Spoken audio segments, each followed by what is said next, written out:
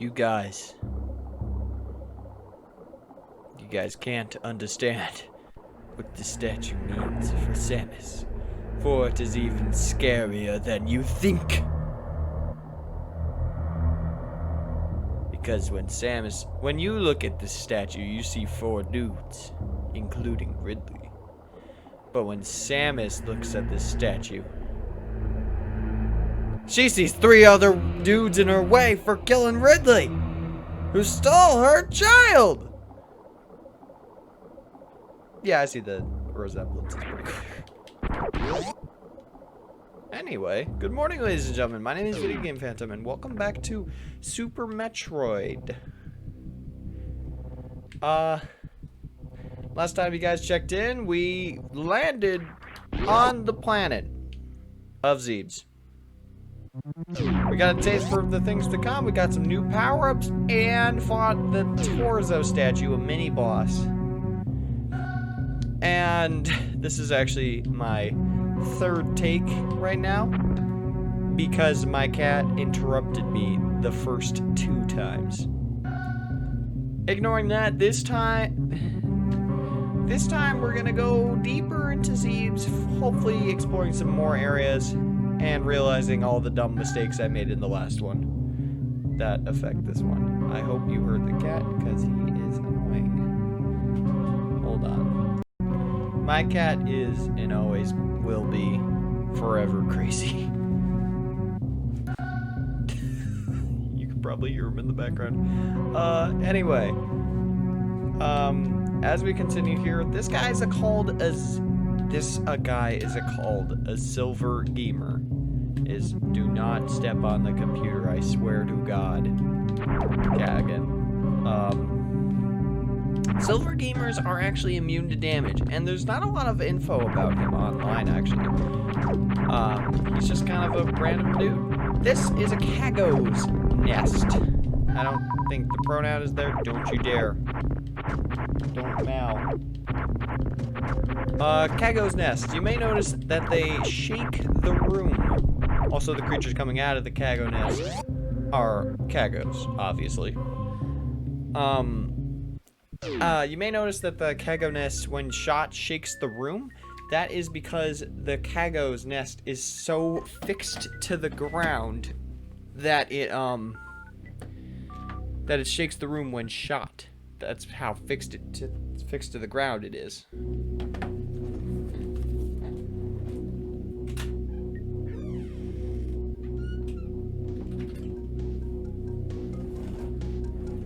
As we head down this elevator, and I go release my cat into the wild, because he is annoying, we find ourselves in a more overgrown cavern of Zebes. We ain't in Kansas anymore, Samus.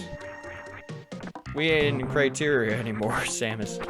Last time when we investigated that blue section past the elevator before, I forgot to mention that area is known as Brinstar.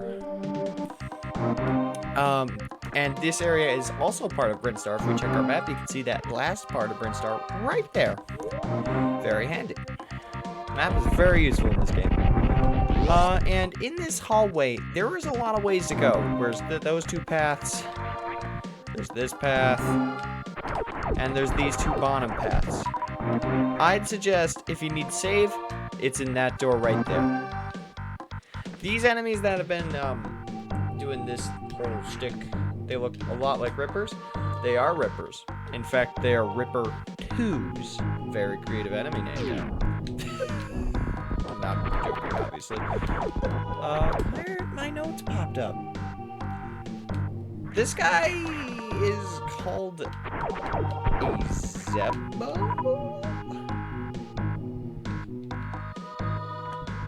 A Zeb. That's what they're called. Die, please. You are annoying. They're just a copy of basically gamers, but they're local to Brinstar, actually. Another fun fact about Zebs is that they don't got no bones. In other words, how the hell are they moving? Like, seriously.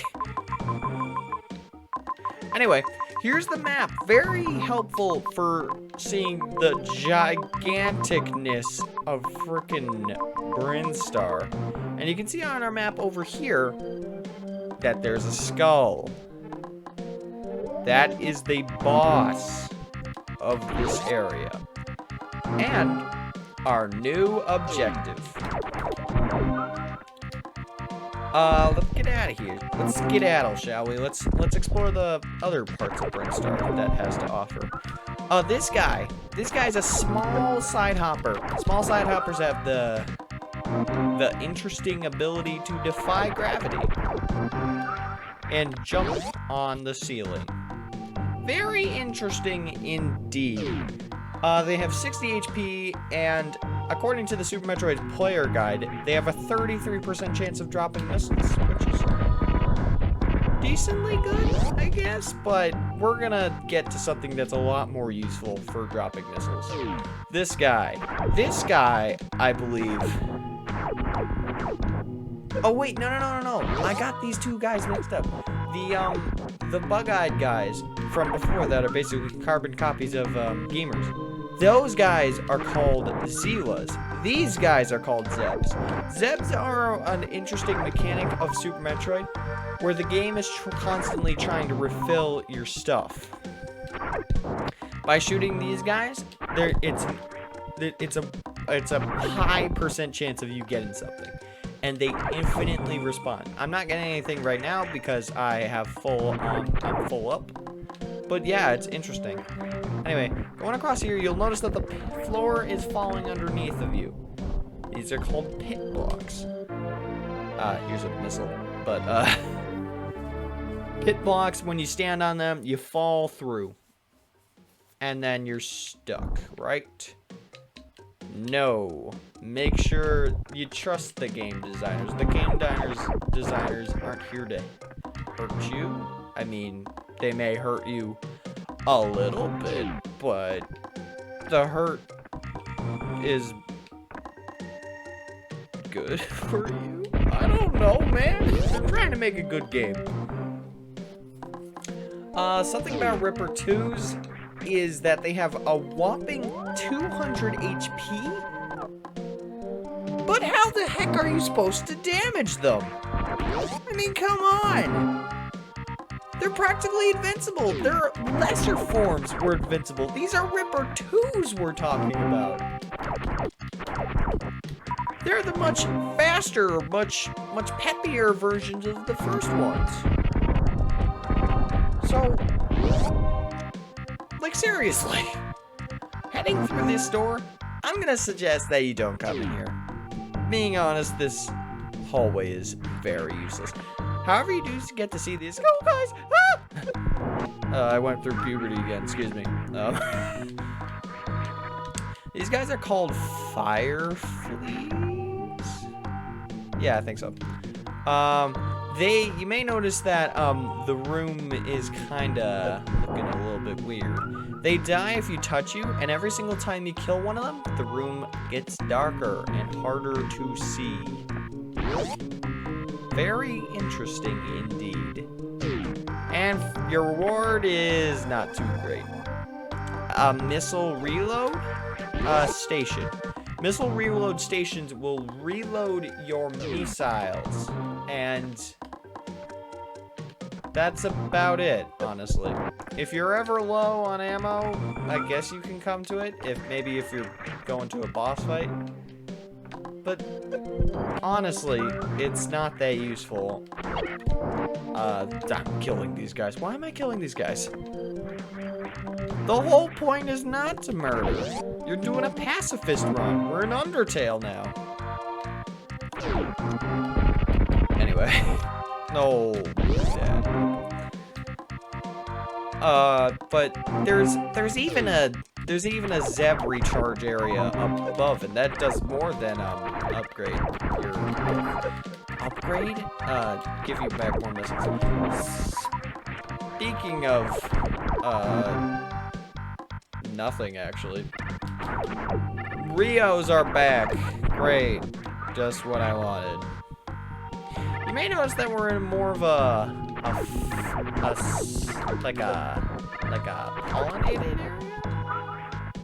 I think this area is really pretty. The transition from the greenness of the outside before to the pink, it's just really nice. Like, it just shows you how diverse this game is. It's not a Mario where like, oh, we're in grassland now, we're in desert.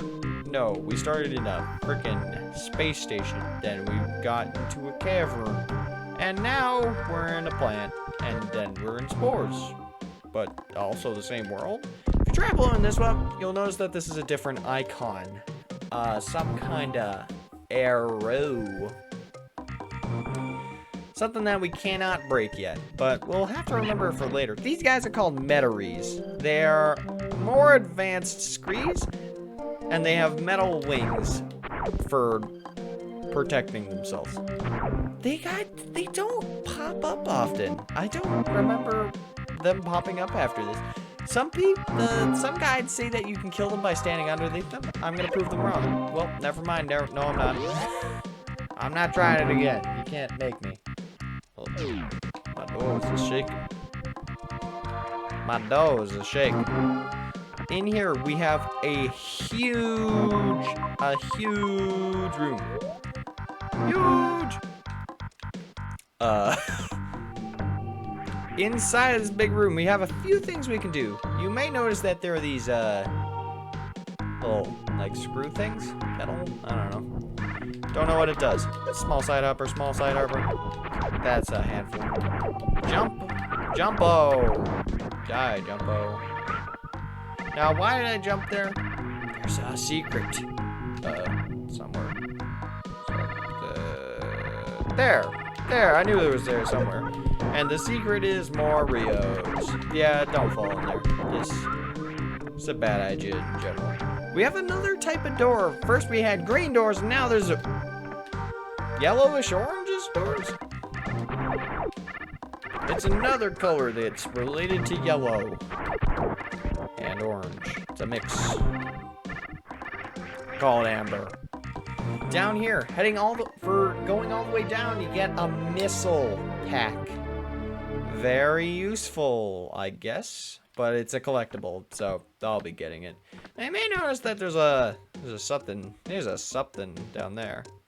I wonder how to get it.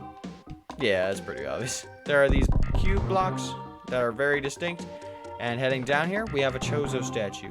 I'm gonna let you know, this is pretty cool. Shooting this, we get the charge beam. The charge beam is an optional upgrade in Super Metroid. You do not have to get it whatsoever. The charge beam is very useful. By holding down the button, you can release a much more powerful blast of energy. It's damaging. Something else that's a little bit of a hidden move is if you charge this up and then go down into a morph ball, release a bunch of bombs. You cause chaos. You also notice that there's this icon. We'll have to come back here later once we have whatever that is. Whatever that is. But now with that charge beam in hand, I'd like to tell you a little stuff about the charge beam. While I tell you that this way is now go. It's another green door. Second green door. Pardonnez-moi. Also, that green door, if you look at your map, that door is blocking our progress to the boss. Not that we'd be able to get there, because the map's like, no, you're not getting there. But still, at least it gets it closer. Anyway, I'm going to talk to you about the charge beam. The charge bam. This is the first appearance of the charge beam, actually. I went the wrong way. It's very hard to glance at your notes and also play the game at the same time. The charge beam makes its appearance in this game and appears in every single Metroid past this one, which is crazy. I mean, come on. That's very neat, honestly. I think that's cool. Man. Something that I did not know and is very useful. Go over here, bomb, walk, keep going, shoot, forward, and there's a save point. Use it. It's general rule of thumb. You find a save point, you gotta save, man. It's just common sense. We're running a bit high on time, but this isn't really the best point to stop. Ow, my face. No! No! Alright, I'm alive. Luckily, there's a Zeb dude up here. Maybe I could cut this out, because we're kind of running high on time. Never mind. No, I'm done. In here, I would suggest charging up your beam before entering here. Boof. These guys are Keyhunters. They are allies of the space pirate. They do the space pirate. They look like space pirates, but they aren't space pirates, which is weird, I guess. I don't know. I did much better that time than any playthrough of this game ever. You may notice that this door is glowing here. That's because these doors can only open after you kill all the enemies. Also, something about Keyhunters is that I have this headcanon where it's just like the Keyhunter walks into an office building to for a job interview for the Space Pirates, and Ridley's just like, "Alrighty, Mr. Keyhunter, is it? How do you feel about murder?" Keyhunter's just like, "I'm not opposed to it," and then Ridley's just like, "Great, you're hired." Great voice crack. Anyway, let's enter here. I went on my own strain of thought.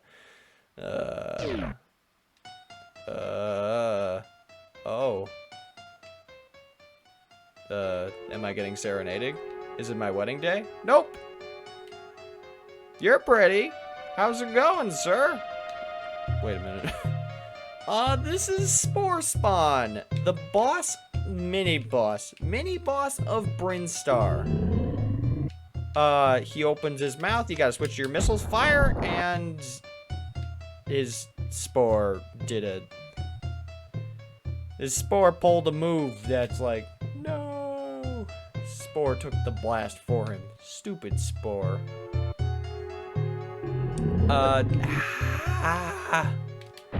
There is a strategy. This guy is probably the easiest boss in Super Metroid, honestly. The Torso statue is a little bit harder because I died to him a few times, and he can actually be tough with all of his attacks. But Spore Spawn, he's pretty easy. All he does is drop these little spores and spins his little head there, and in a loop for a race car. An infinity that works so much better than a loop for a race car. The heck was I thinking? He's doing Mario Kart. Bam, bam, bam, bam, bam. Some fun trivia about Spore Spawn. Some fun trivia is that this isn't fun necessarily, but it's interesting. It's still trivia. Spore Spawn is a mutated plant created by the Space Pirates. That's why he's a boss, I guess. Also, he's important. That's why we're fighting him. Another interesting thing is that he's voiced by the sound designer of this game, Kenji Yamamoto.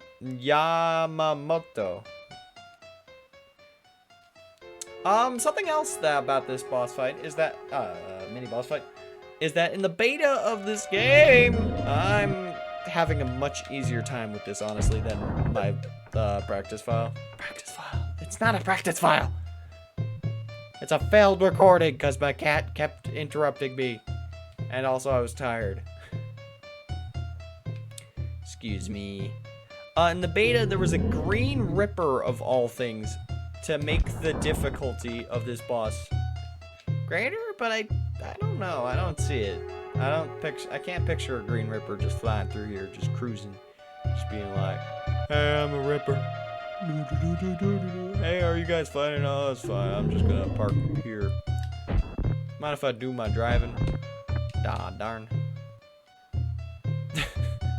Ah, my face! I got hit by the big head.